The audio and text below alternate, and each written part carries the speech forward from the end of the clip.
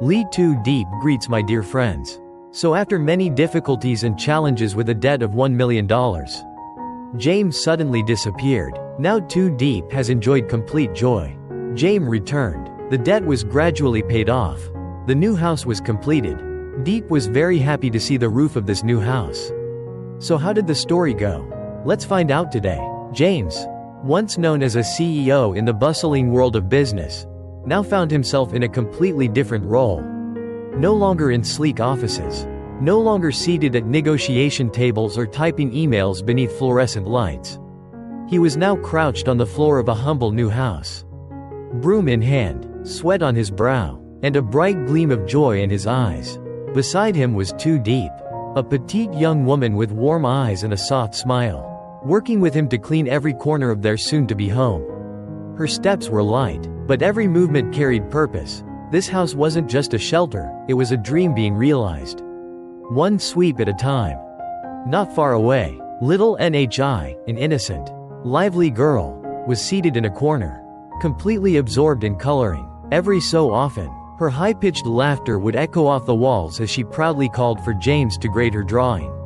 It was a picture of a chicken, a bit messy with colors smudged at the edges, but full of charm. James would lean over with a chuckle, gently reminding her to color more softly next time, but never without a smile and generous praise.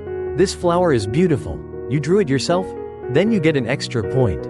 That's a perfect 10, he'd say, and Nhi's eyes would sparkle with pride. As the afternoon wore on, James told Diep, "We'll move in together soon. I'll buy you a bed and a wardrobe. Let's start from here." Diep smiled, her eyes shining not with luxury, but with the joy of being chosen, of building something real. This wasn't about furniture or walls, it was about a shared life. When Diep left briefly to borrow a broom from a neighbor, James stayed behind with Nhi, tidying up, stacking firewood, and starting a small fire to prepare dinner. Smoke rose softly into the twilight, blending with the earthy scent of recent rain. When Diep returned, she carried some food and excitedly said she'd caught a chicken. They would cook and eat together tonight. James nodded, placing the fire pit in the corner of the yard. The scene was simple, no polished kitchen, no candlelit table, just three people sharing a moment, a meal, and a future. Nhi sat beside the fire, cheeks pink from the chill, her voice soft but content. "Do you want to live here with Diep?" James asked. "Yes," she answered quickly. Hugging his leg, James looked around. The house was still unfinished. The floors dusty, the walls bare, but it already felt full. Because the people who mattered were here. Dinner was nearly ready. The chicken was roasted over the open flame, and James gently asked Nhi to wait just a bit longer. She beamed as she was promised the biggest chicken drumstick. Earlier, she had poured him a cup of water, and James had looked at her with genuine gratitude. "Your water always tastes the sweetest," he said softly.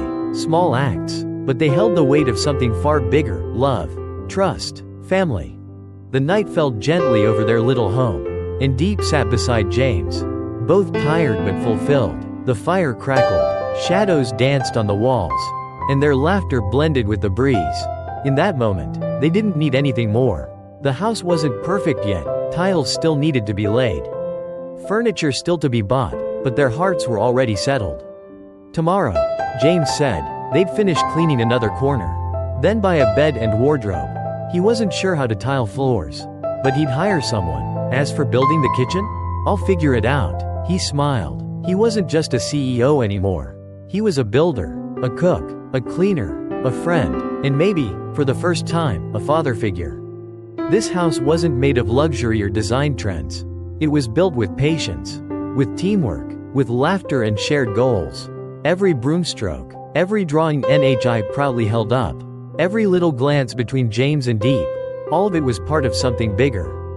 It wasn't just a house. It was their home. James had once built companies. Now, he was building a life.